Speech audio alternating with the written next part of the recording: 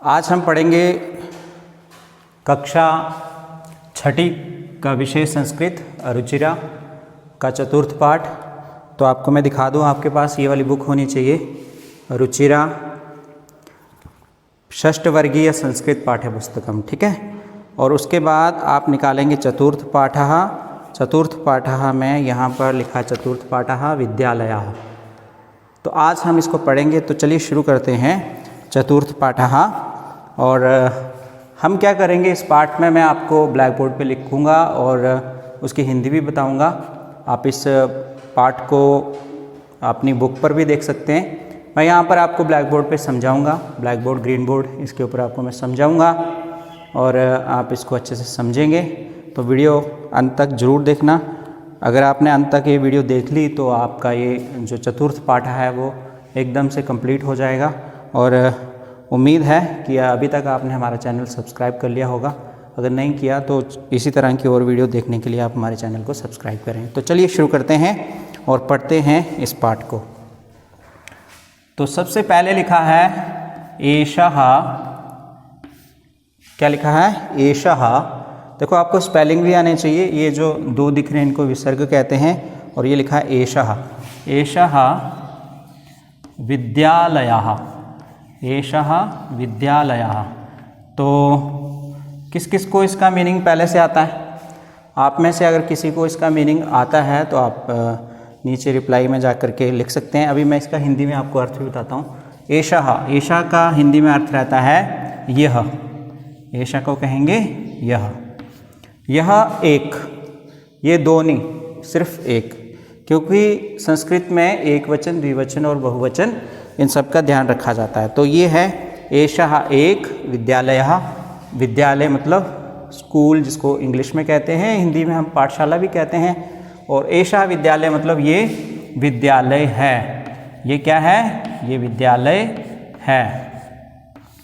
ये विद्यालय है।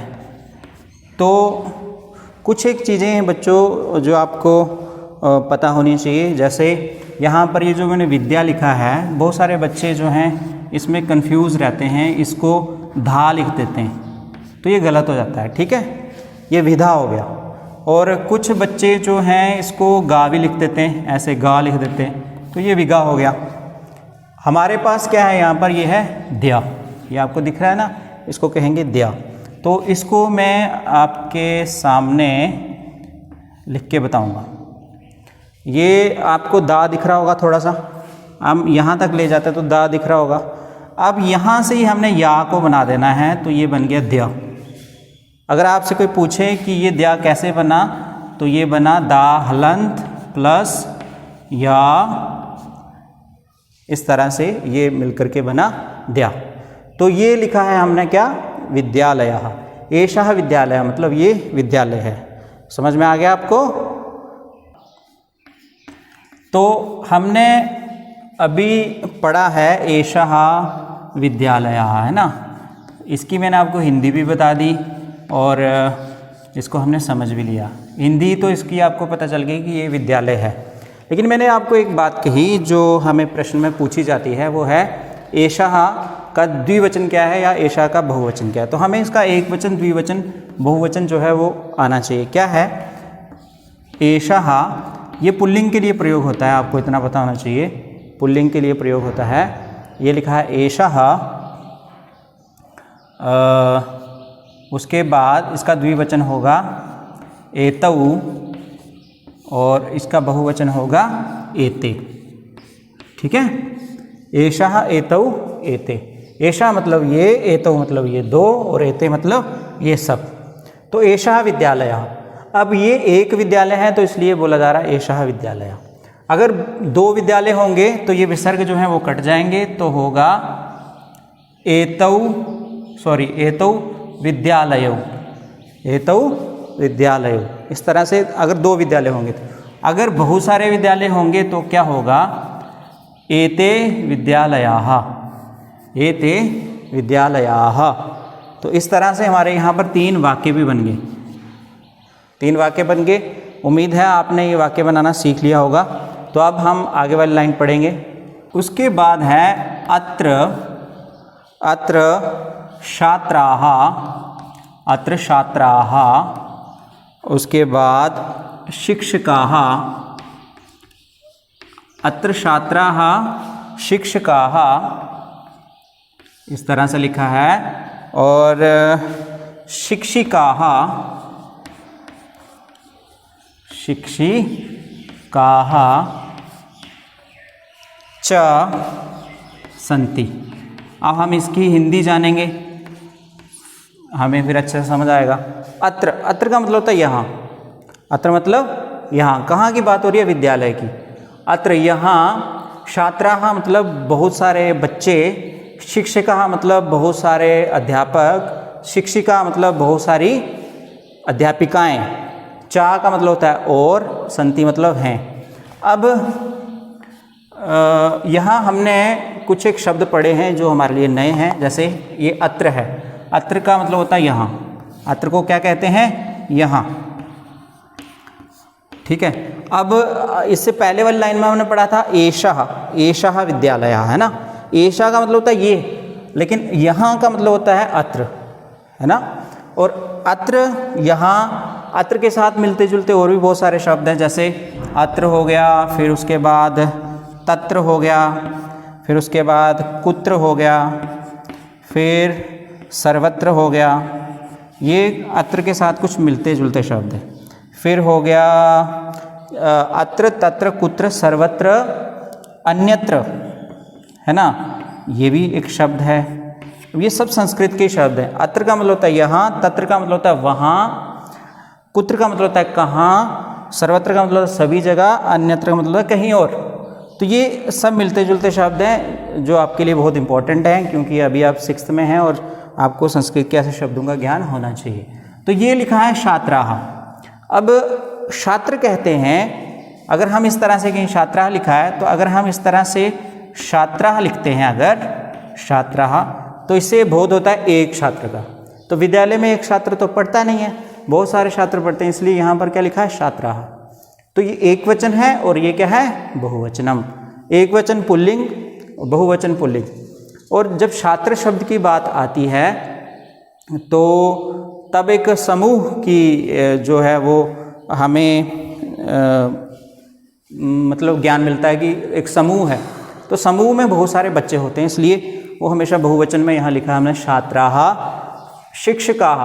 अब एक वचन में अगर शिक्षक को शिक्षक लिखना हो तो इस तरह से लिखेंगे शिक्षकाः, एक वचन। अगर कोई एक शिक्षक है, जैसे मैं एक हूँ तो मैं हूँ शिक्षकाः, मैं शिक्षकाः नहीं हूँ।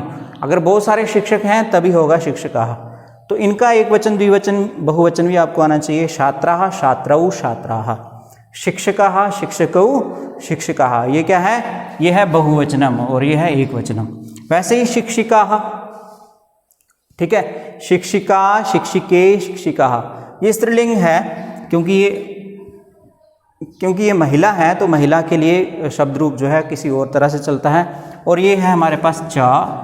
चा को अगर हम इंग्लिश में कहें तो चा को कहेंगे एंड, और हिंदी में अगर कहें तो कहेंगे और। चा का मतलब होता है और। आप एक चीज़ देख रहे होंगे, अगर हमने यही बात हिंदी में लिखनी हो शिक्षक और शिक्षिका, तो हम लिखेंगे शिक्षक और शिक्षिका। अगर इंग्लिश में लिखनी हो तो हम इस तरह से लिखेंगे टीचर एंड मैडम, है ना, इस तरह से एंड बीच में आ रहा है। लेकिन संस्कृत में यही एंड जो है वो बाद में आता है, ये आपको ध्यान में रखना है। हमेशा ये चा जो है वो बाद में बोला जाता है। अब ये आ गया हमारे पास संति। संति का मतलब होता है हैं। संति को क्या कहेंगे? हैं। है नहीं, है और हैं में बहुत फर्क है। है मतलब एक वचन, हैं मतलब बहुवचन। अब संति जो है ये तो बहुवचन है। एक वचन के लिए संस्कृत में क्या प्रयोग करेंगे? वो करेंगे हम लोग प्रयोग अस्ति। क्या होगा? अस्ति। अगर दो हैं तो स्तः, अस्ति, स्तः, संति। ये बहुत इंपॉर्टेंट चीज़ है जो आपको हमेशा काम आएगी। अस्ति, स्तः, संति। एक वचन, द्विवचन, बहुवचन। है दो हैं, संति बहुत सारे हैं। तो यहाँ कितनों की बात हो रही है? बहुत सारे बच्चे हैं, बहुत सारे टीचर हैं, बहुत सारी मैडम हैं, उनकी बात हो रही है। तो उम्मीद है आपको ये समझ में आ गया होगा क्या लिखा है। यहाँ बहुत सारे बच्चे, बहुत सारे शिक्षक, बहुत सारी शिक्षिकाएं हैं। यहाँ बहुत सारे छात्र, शिक्षक और शिक्षिकाएं हैं। तो ये हमारा पहला पैराग्राफ खत्म हुआ। हम पढ़ेंगे दूसरा पैराग्राफ। तो अब हम पढ़ेंगे सेकंड जो पैराग्राफ है, स्टैंजा कहेंगे इसको। ये है एषा। एषा, अब हमने पहले पढ़ा था एषः, और अब यहाँ पर जो है वो लिखा हुआ है एषा। तो एषः संगणक। संगणक, ये थोड़ा सा मुश्किल लग रहा होगा आपको। ये है संगणक। इसको इस तरह से भी लिख सकते हैं, इसको हम इस तरह से भी लिख सकते हैं, संगणक। दोनों तरीके से लिख सकते हैं, ठीक है। ये जो उंगा है, संगणक यंत्र, एषा संगणक यंत्र प्रयोगशाला अस्ति। प्रयोगशाला अस्ति। प्रयोगशाला अस्ति। एक चीज़ आप देखेंगे इसमें, यहाँ पर एषा है, ये स्त्रीलिंग है, और इसलिए प्रयोगशाला जो है वो भी स्त्रीलिंग है। आपको ये चीज़ ध्यान में रखनी है। एषा मतलब ये लड़की की बात हो रही है। जो प्रयोगशाला है ये स्त्रीलिंग में आता है, तो इसलिए ये लिखा है एषा संगणक यंत्र प्रयोगशाला अस्ति। संगणक यंत्र क्या हुआ? संगणक यंत्र हो गया कंप्यूटर, प्रयोगशाला हो गई लैब। ये कंप्यूटर लैब है। अस्ति मैंने आपको पहले बता दिया था। एषा संगणक यंत्र प्रयोगशाला अस्ति, ये कंप्यूटर लैब है।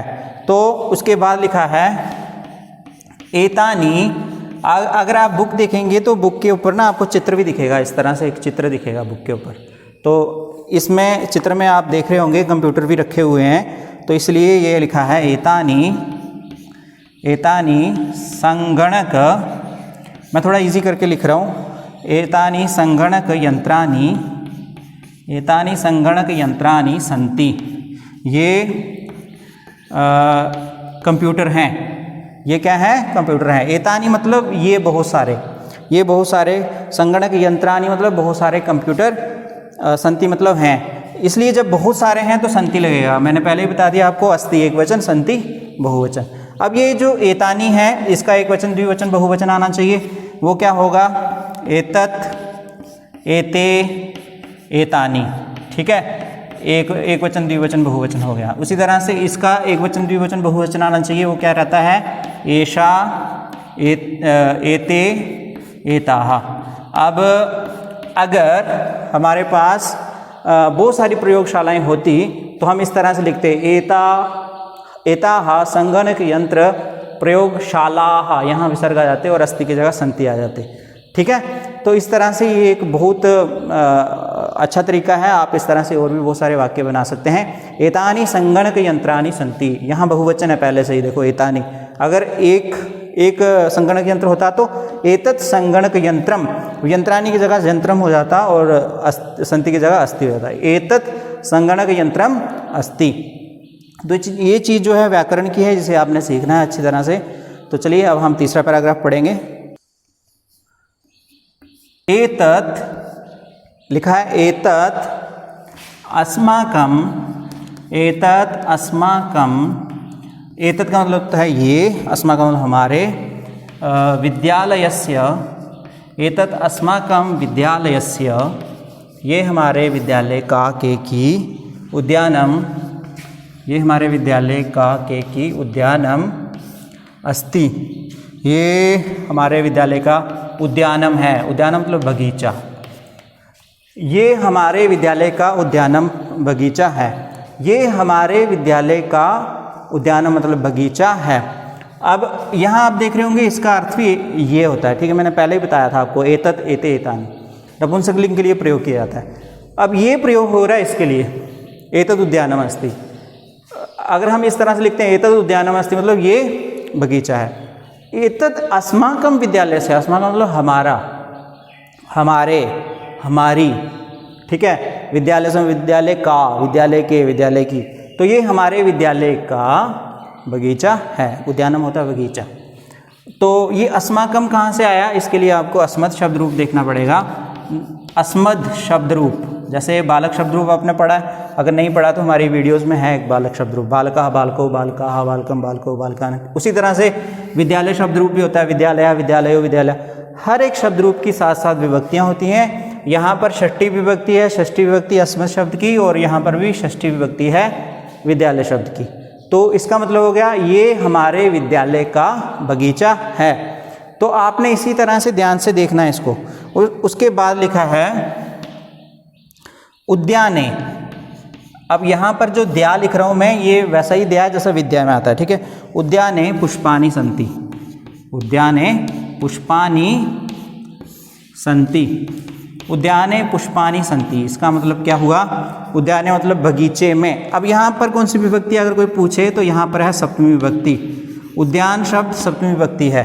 कौन सी विभक्ति है? सप्तमी विभक्ति। विभक्तियों का ज्ञान होना चाहिए। और पुष्पानि मतलब ये प्रथमा विभक्ति बहुवचन, प्रथमा विभक्ति बहुवचन। पुष्प शब्द है, पुष्पम पुष्पे पुष्पानि। बगीचे में बहुत सारे फूल हैं, बगीचे में बहुत सारे फूल हैं। उद्याने पुष्पानि सन्ति। अगर बगीचे में एक फूल होता तो उद्याने पुष्पम अस्ति, उद्याने पुष्पम अस्ति, ये एक वचन हो गया। लेकिन यहाँ पर क्या है? प्रथमा विभक्ति बहुवचन है, और ये भी क्या है? बहुवचन की जो है वो क्रिया है। तो ये लिखा है वयम। इसके बाद लिखा है वयम अत्र। अत्र हमने पहले भी पढ़ लिया। अत्र का मतलब होता है यहाँ। वयम अत्र क्रीडामः, वयम अत्र क्रीडामः, हम यहाँ क्रीडामः, क्रीडा मतलब खेलना, क्रीडामः हम खेलते हैं, हम यहाँ खेलते हैं।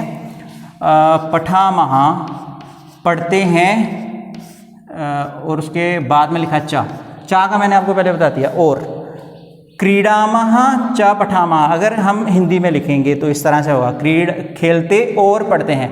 लेकिन संस्कृत में खेलते और पढ़ते हैं, चा बाद में लिखा जाता है, ठीक है। हम, वयम क्या हो गया? हम सब। कितने? हम बहुत सारे। तो एक होगा अगर, तो वो उसके लिए होगा अहम। अहम को कहते हैं मैं, और इसी का द्विवचन हो गया आवाम। आवाम हो गया हम दोनों, हम दोनों।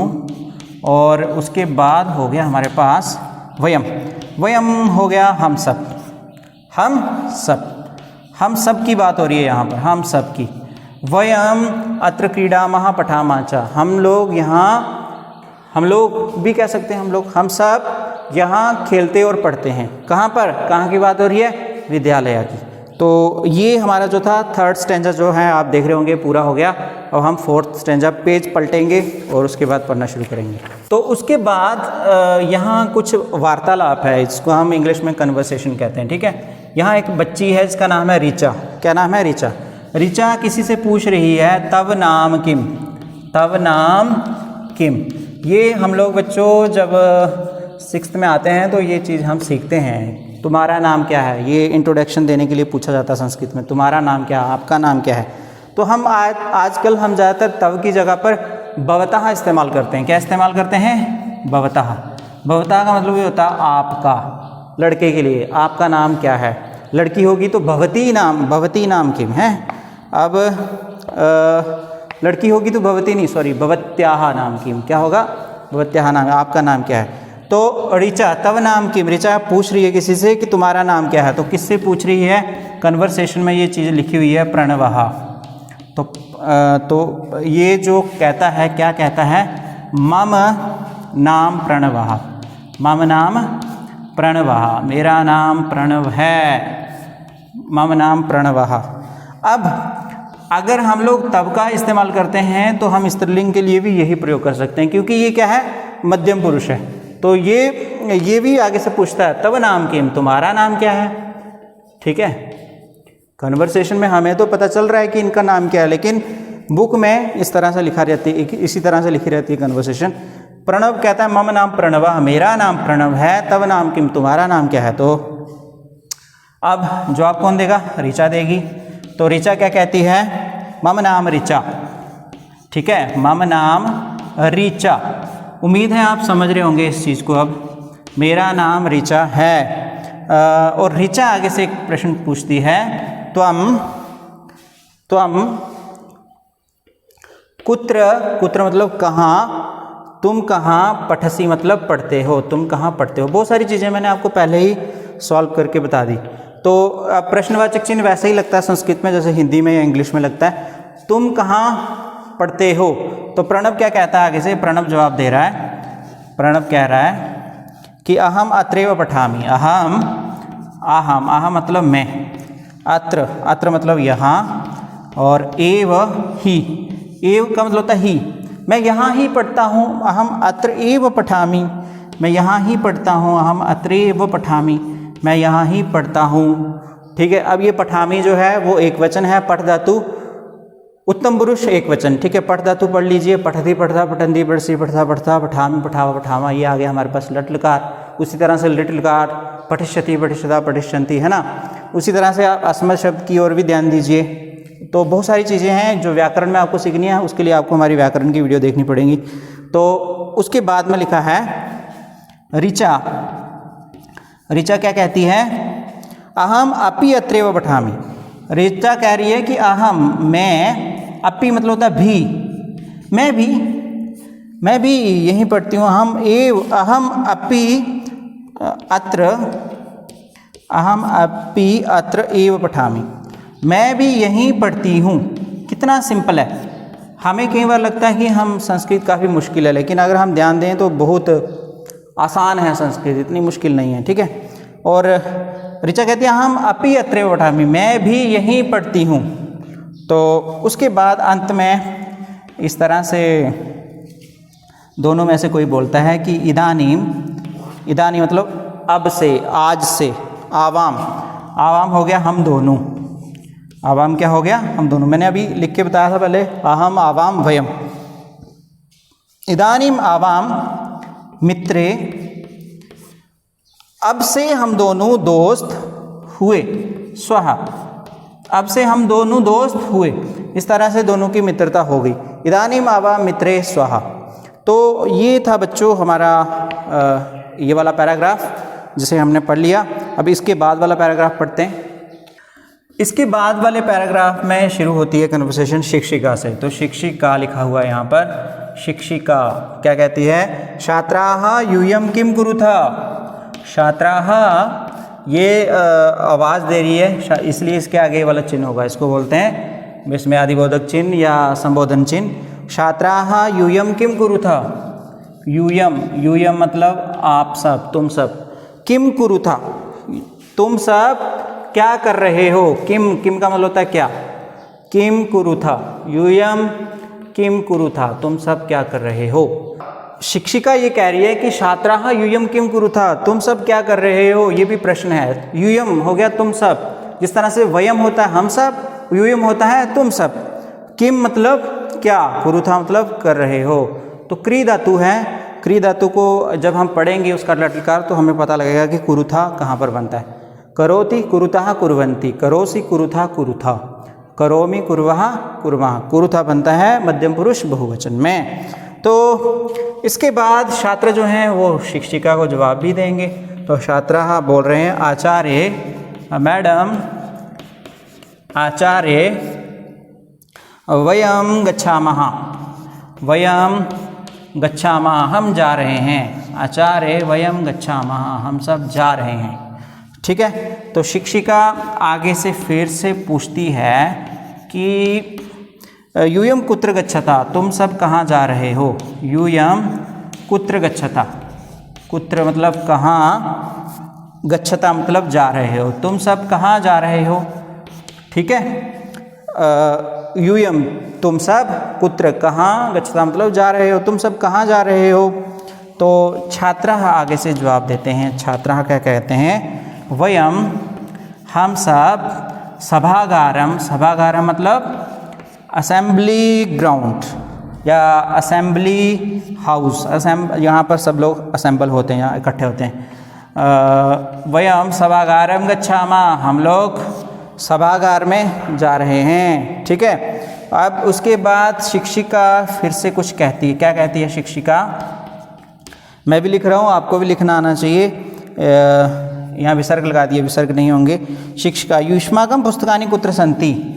युष्माकं पुस्तकानि कुत्र सन्ति। युष्माकं, युष्माकं पुस्तकानि, पुस्तकानि आप सबकी पुस्तकें, कुत्र सन्ति कहाँ हैं।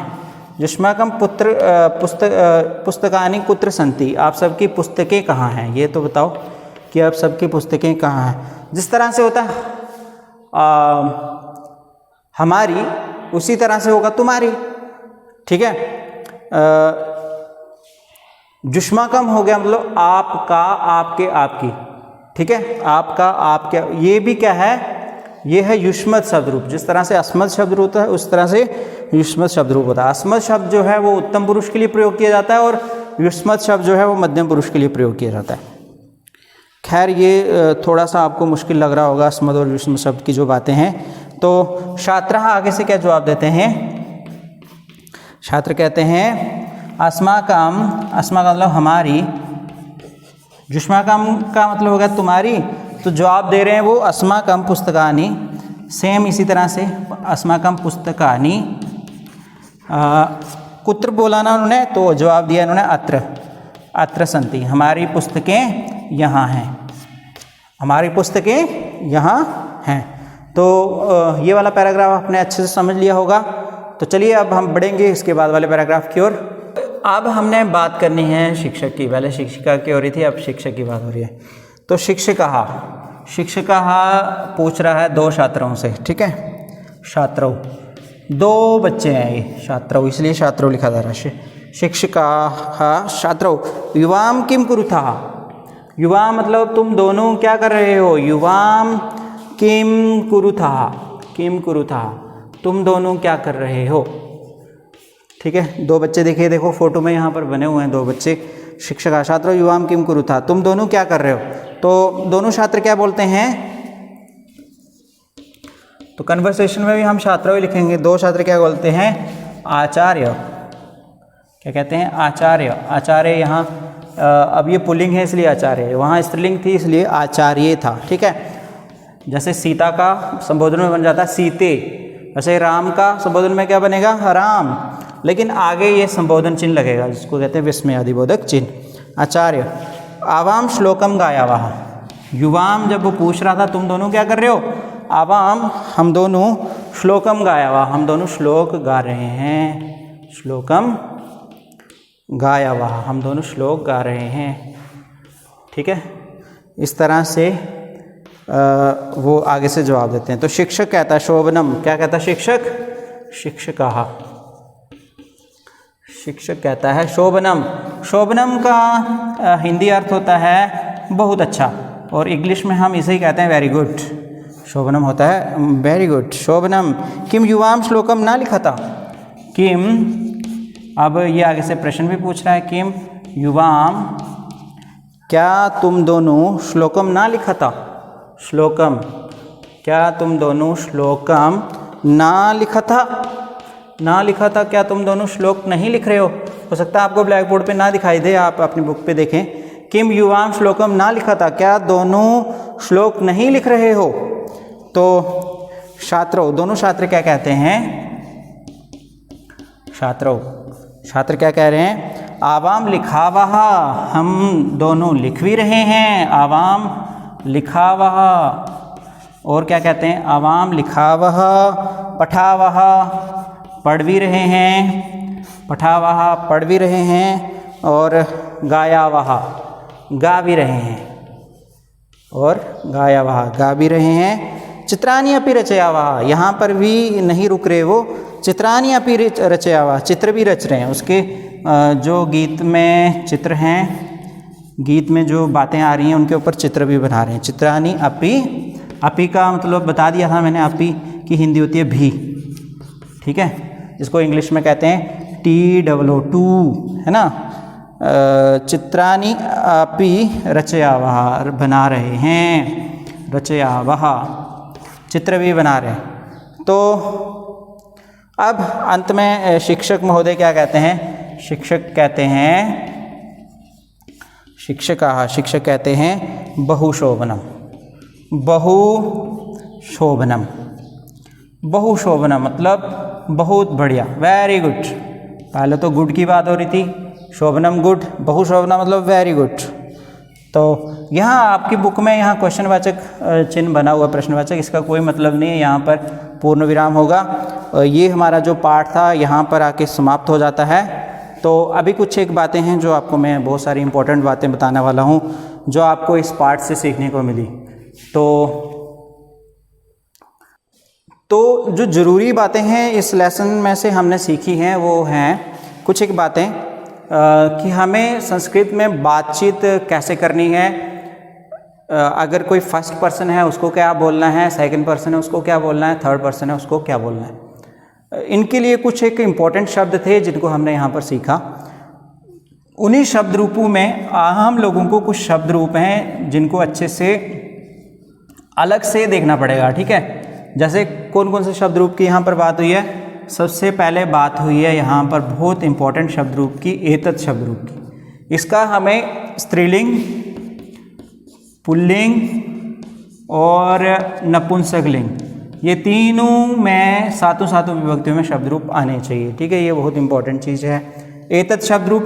फिर उसके बाद हमारे पास बात आती है किम शब्द रूप की। किम का भी सेम स्त्रीलिंग, पुल्लिंग और नपुंसकलिंग, ये तीनों आने चाहिए। उसके बाद बात आई हमारे यहाँ पर अस्मत् शब्द रूप की, और अस्मत् शब्द रूप के साथ में ही युष्मत् शब्द रूप की बात भी यहाँ पर हुई। इन दोनों अस्मत् और युष्मत् शब्द की इस पाठ में बहुत इंपॉर्टेंस है। इसके बिना ये पाठ जो है बिल्कुल अधूरा है। अस्मत् और युष्मत् शब्द का यहाँ पर बहुत ज़्यादा प्रयोग हुआ है। अस्मत् होता है हमारा, युष्मत् होता है तुम्हारा। तो अस्मत् हो जाता है जिसको हम लोग कहते हैं क्या कहेंगे इसको, फर्स्ट पर्सन, जिसको हम उत्तम पुरुष कहते हैं, ठीक है। उत्तम पुरुष, ये उत्तम पुरुष होता है और ये होता है मध्यम पुरुष। पुरुष तीन होते हैं ना, उसकी जानकारी भी होनी चाहिए। और उसके बाद और क्या क्या बातें हैं जो इस पाठ में से निकल के आती हैं, हमें इन बातों का पता होना चाहिए। जैसे संस्कृत के वचन जो हैं उनका ज्ञान होना चाहिए, जिनको वचनानि कहते हैं, एक वचनम, द्विवचनम, बहुवचनम, इनका ज्ञान होना चाहिए। कुछ एक धातु रूप यहाँ पर बहुत प्रयोग हुए हैं, जैसे पठ धातु प्रयोग हुआ है, फिर उसी तरह से लिख धातु प्रयोग हुआ है, फिर गाने के अर्थ में गाय धातु प्रयोग हुआ है ना, गायति, गायता, गायंती। फिर रच धातु प्रयोग हुआ है, रचयति, रचयता, रचयंती। फिर उसी तरह से लिख धातु का भी यहाँ पर प्रयोग हुआ है, और क्री धातु का भी यहाँ पर प्रयोग हुआ है, करोति, कुरुता, कुर्वन्ति।